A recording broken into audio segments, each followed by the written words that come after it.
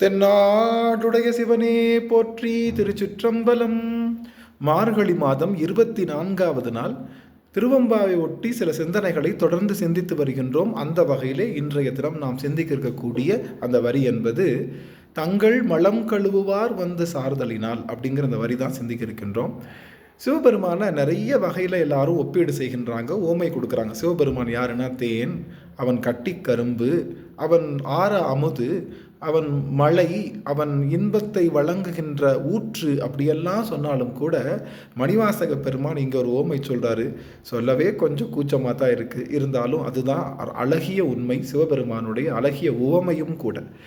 அதாவது எல்லாரும் இப்போ வீட்டில் எல்லார் வீட்லேயும் ரெஸ்ட் ரூம் இருக்குது, டாய்லெட் இருக்குது, அதனால நமக்கு அது தெரியறதில்ல. ஆனால் அந்த காலத்தில் என்ன பண்ணுவாங்கன்னா, எல்லாரும் இந்த மாதிரி காலை கடன்களை முடித்துட்டு அதை கழுவுவதற்கும் உடல் குளிப்பதற்கும் அவர்கள் ஒரே ஒரு நீர்நிலைகளில் தான் நாடி போகணும். அது ஒவ்வொரு ஊர்லேயும் அது குளங்கள், ஏரி, கண்மாய், பொய்கை, அது மாதிரி ஆறு, இதெல்லாம் இது மாதிரி மாறுபடும். ஆனால் அந்த ஊரில் என்ன நீர்நிலையோ அந்த நீர்நிலையில் தான் அவங்க தன்னுடைய காலை கடன்களுக்காக அதையும் கழுவணும். அதே சமயத்தில் குளிப்பதற்கும் அதுதான் அவர்களுடைய வடிகால்.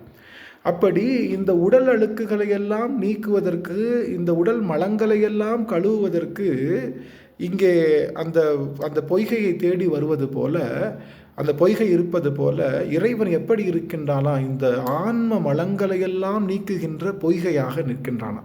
எப்படி சொல்கிறாங்க பாருங்களேன்.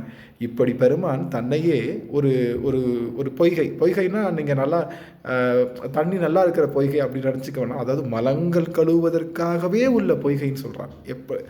இன்னைக்கு நம்ம ரொம்ப உடச்சி சொன்னோம்னா தன்னை ரெஸ்ட் ரூம் அப்படிங்கிற மாதிரி தான். அப்போது இறைவனை எப்படி அவனால் கழுவ முடியும்? ஏன் அப்படின்னா அவன்தான் விமலனாக, நிமலனாக, அமலனாக எந்த மலங்களும் இல்லாமல் இருக்கின்ற சிவபெருமான் தான். அவனுடைய கருணையும் சேர்ந்து தான் நம்மளுடைய மலங்களை கழுவ முடியும்.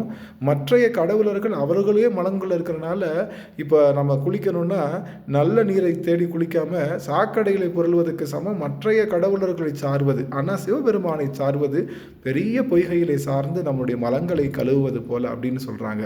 ஆனால் இந்த வகையில் நிறைய பேர் கேட்குறாங்க, நான் ருத்ராட்சம் போட்டிருக்கேன், டாய்லெட் போகிறப்போ இல்லை நான் ஏதாவது ரெஸ்ட் ரூம் போகிறப்போ இதை கழட்டி வச்சிடலாமான்னு கேட்குறப்போ அவர்களுக்கு இந்த வார்த்தையை சொல்லணும். தங்கள் மலம் கழுவுவார் வந்து சார்தலினால் எங்கள் பிராட்டியும் எங்கோனும் போன்று செய்த பொங்கு மடு அப்படிங்கிற அந்த சிவபெருமான் நம்முடைய எல்லா மலங்களையும் கழுவுவதற்காக அவன் தாயாகி நமக்காக அன்னை பராசக்தியோடு காத்திருக்கின்றான். அப்பேற்பட்ட பெருமானை போற்றி செய்வோம். திருச்சிற்றம்பலம்.